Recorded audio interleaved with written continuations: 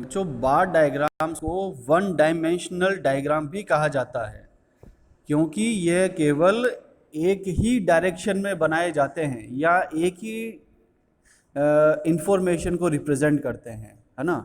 यानी कि यहाँ पर इंफॉर्मेशन को रिप्रेजेंट करने के लिए केवल एक एक्सिस ज़्यादा इम्पॉर्टेंट होती है। बनाएंगे तो हम दोनों एक्सिस का इस्तेमाल करेंगे, है ना, एक्स और वाई एक्सिस, लेकिन जो मैग्नीट्यूड है वो केवल एक ही एक्सिस पर रिप्रेजेंट किया जाता है।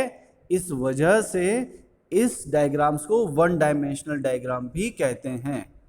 अब क्या क्या बातें ध्यान रखनी चाहिए इस तरह के डायग्राम्स को बनाते समय? पहली बात तो ये कि जहाँ तक कोशिश हो हम बार डायग्राम्स को भी ग्राफ पेपर पर ही बनाएं। हालांकि मैंने आपको सिखाया है कि ग्राफ में और डायग्राम में यह डिफरेंस है कि ग्राफ पेपर पर बनाया जाता है और डायग्राम प्लेन पेपर पर, लेकिन उस डायग्राम की एक्यूरेसी को बढ़ाने के लिए, है ना, उसे परफेक्ट बनाने के लिए अगर हम उसे ग्राफ पेपर पर बनाते हैं तो बार डायग्राम का जो एक्यूरेसी लेवल है वो क्या है बेटा, बढ़ जाता है, यानी कि इंक्रीज हो जाता है। ठीक है।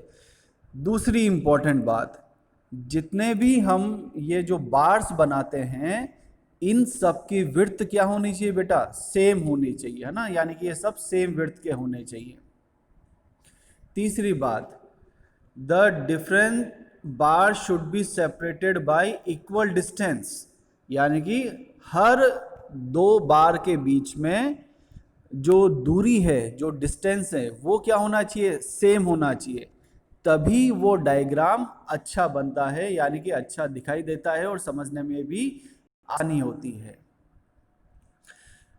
चौथी इंपॉर्टेंट बात यह है बच्चों कि बार अगर वर्टिकल बनाए जा रहे हैं तो हम उन बार्स को लेफ्ट से राइट की ओर बनाएं, और अगर वो हॉरिजॉन्टल बनाए जा रहे हैं तो हम कोशिश करें उन्हें टॉप टू बॉटम बनाएं।